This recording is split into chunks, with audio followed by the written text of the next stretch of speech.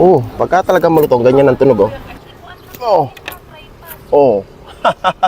Red. Gagawin natin, kakain natin ating inani, okay? So, I'm at the park, not in my yard today. Alright. So, hindi nyo alam kung gaano katagal ko hintay ito bago ito kainin, ha? Very juicy, very sweet. And watch this, kung paano pinagdaan ng aking pakwan na to. Ames. Woo!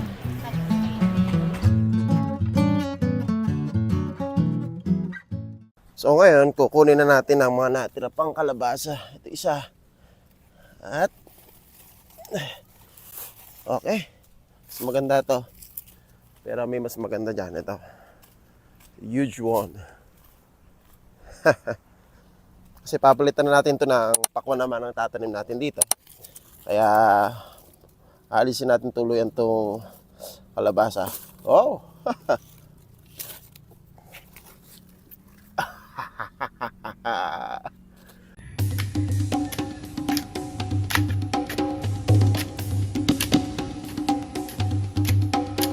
Oh, summer na!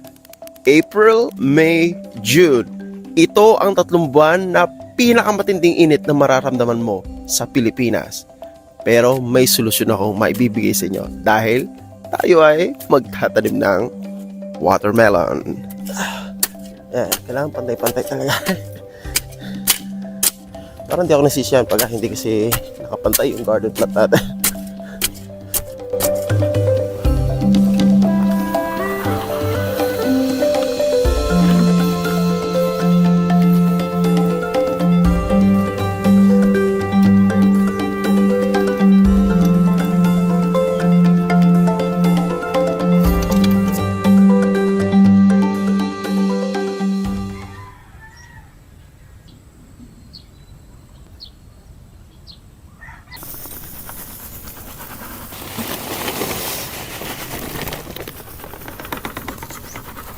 Okay, tanim na natin. Mainit.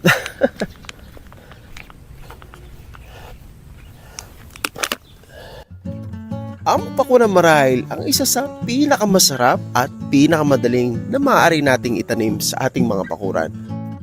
Piruin mo, ipupula mo lang ang buto ng 2 linggo, magbubungkal ka, lagyan mo ng konting pataba, animal manure, at pagkayari ng 75 days, may masarap ka ng pakwan na aanihin.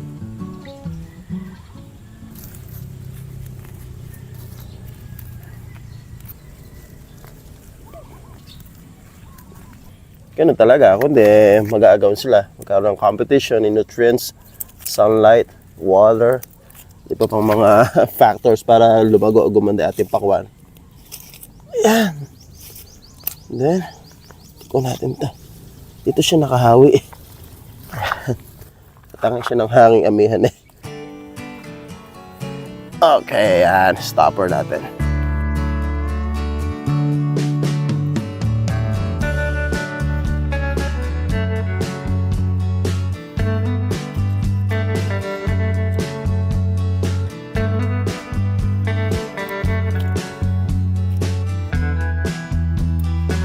Sa pag-aalaga ng pakwan, napakahalaga ng tinatawag na TLC o Tender Loving Care. Actually, it applies to any crops naman eh. At tuwing umaga, napakahalaga na kausapin natin o dasalan natin ang mga tanim natin.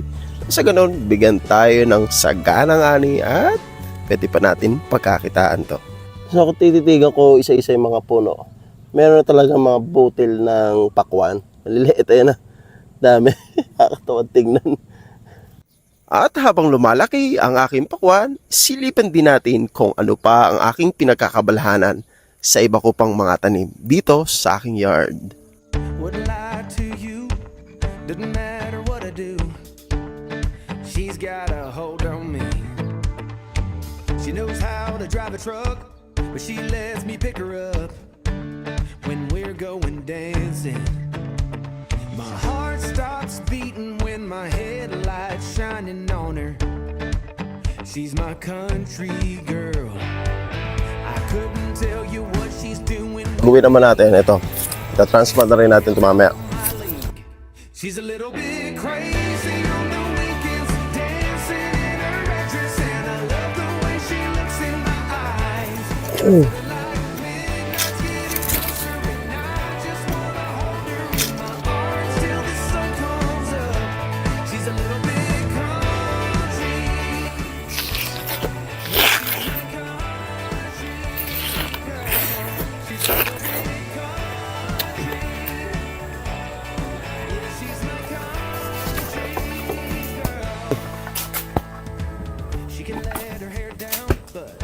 Eh, tama na siguro to.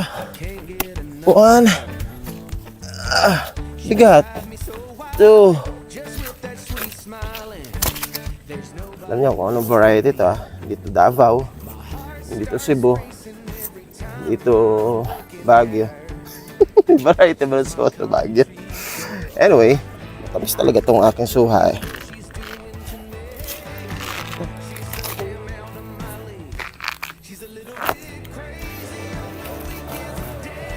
Promise, mas masarap siya sa Davao.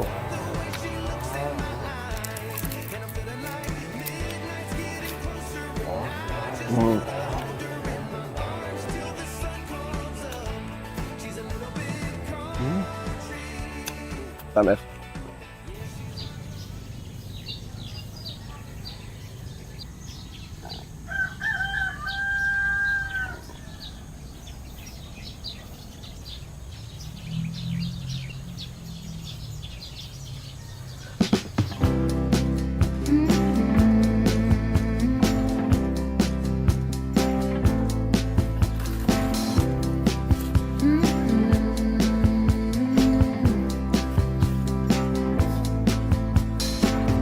Take me to the ruins, aquifers and springs, baby ferns uncurling, every living thing. Be to me a mother. Okay, ito siguro yung pinakamalaki. Mga 2 weeks pa bago ano yan. Iwak siya agad Ganun pala ipakuan.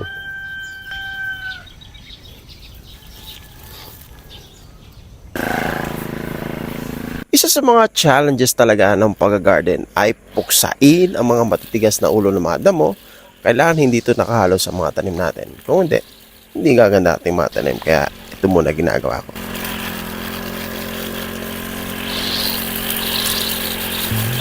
I remember the days, all those years ago that never fade away. And I remember. But I think this is big enough, okay? But I think one more week to be, to be taken out or to be harvested. Let's wait for it, okay? So makinis, so smooth. That's wax actually. So when I wrap this, okay, it becomes shinier. Okay.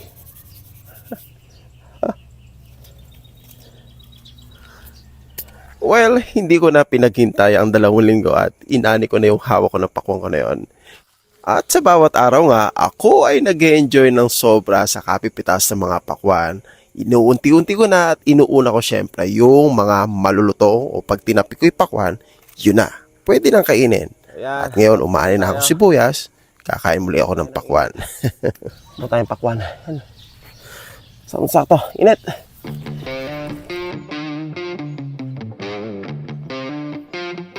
Okay. Ito. Oh. Init na tayo.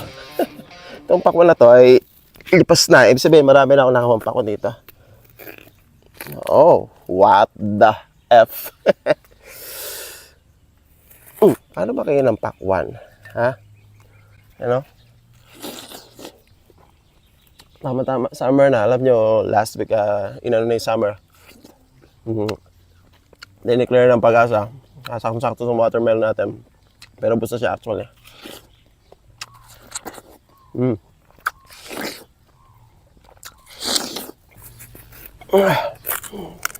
Hindi pa. Lupa-lupa pa.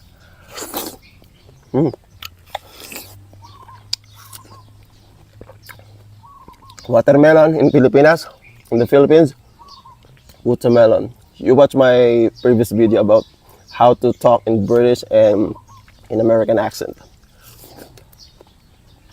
Watermelon in English.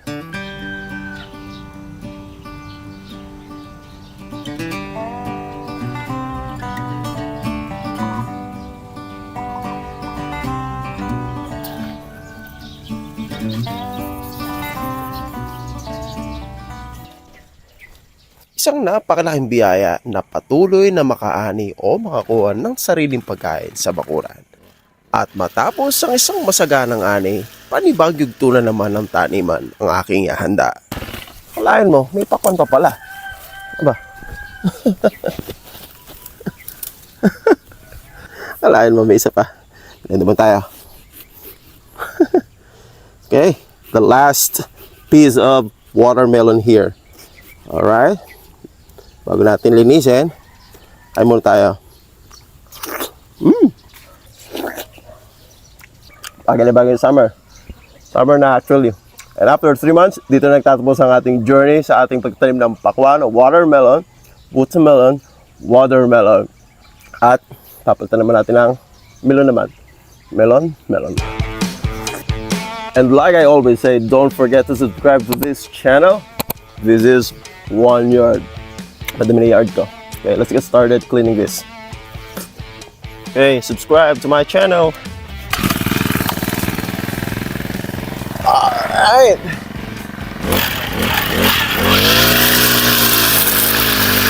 Ay, pakwan.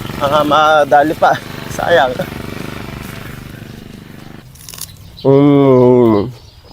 The next stop is we are taking lettuce, and actually this is my 4th batch. Okay, 4th batch of picking tomatoes.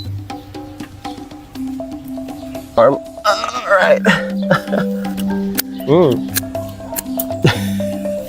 Ridiculous.